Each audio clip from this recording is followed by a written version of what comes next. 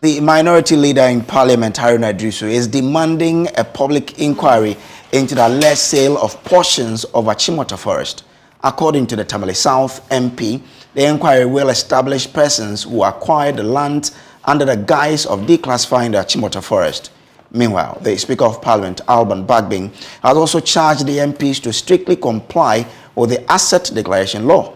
Our parliamentary correspondent, Parker Wilson, has a wrap of today's proceedings.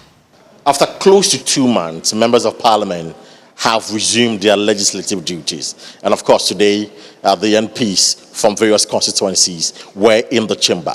The Speaker of Parliament, Alban Bagbin, in his welcome address to the members of Parliament, indicated that the MPs in this meeting will hold the executive accountable. Now, that can only be done when the MPs are able to declare their assets.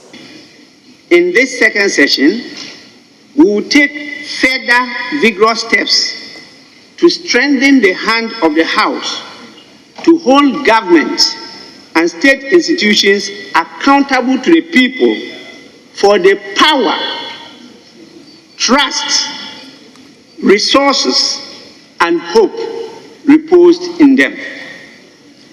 The Executive President, assisted by Cabinet and state institutions, shall be called upon to account for the stewardship of the country.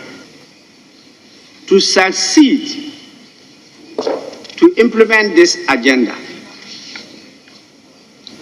Parliament itself must be open, transparent, and accountable to the people. As the saying goes, charity begins at home. I will, together with leadership, initiate discussions with relevant state actors to put in place measures and systems to ensure that all members and staff of Parliament complies with the Declaration of Asset Regulations, tax obligations, and honor on time all outstanding issues of overpayment and underpayment reported on by the Auditor General from 2001 to 2008 and 2009 to 2016. We will ensure that they are all retired and settled by whoever is affected without any further delay. On the part of the majority leader, said Chairman Sebonso, he believed the call was in the right direction, but he had concerns with the provisions in the law. The rationale for this is for the Auditor General to interrogate assets acquired by public officers.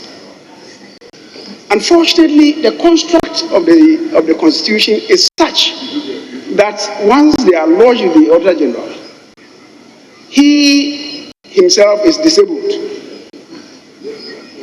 from opening the assets so declared to ensure that people who have acquired assets respond to their tax liabilities. Is the reason why the assets are lodged with the Auditor General. For whatever reason, our own Constitution treads a different path.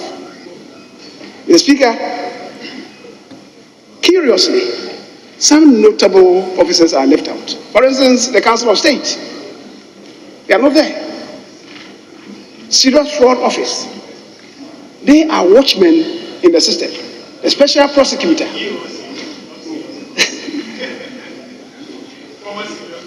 former Serious Fraud Office, Yoko. Now, the Speaker, they are watchmen in the system. We should have a system to watch the watchmen.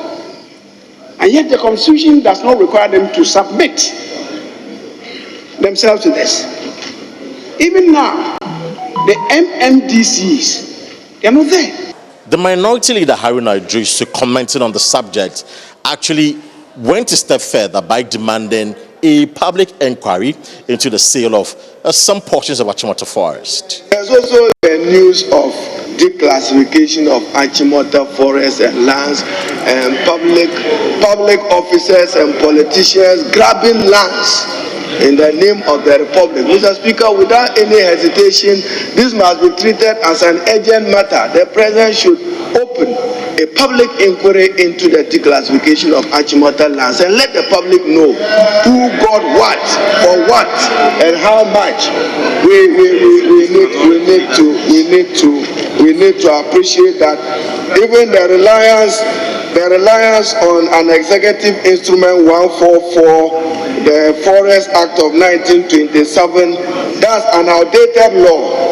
Let me remind the President and the leadership that he should go and look at the Land Use and Special Planning Act of 2016, Act 926.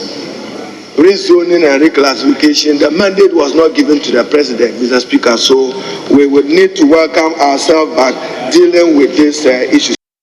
The MPs have, however, been asked to be punctual in this meeting. The MPs are expecting to consider a number of bills and also equally consider a number of agreements that will be put before them by the government. For Joy News, I am Chrissy Parker Wilson.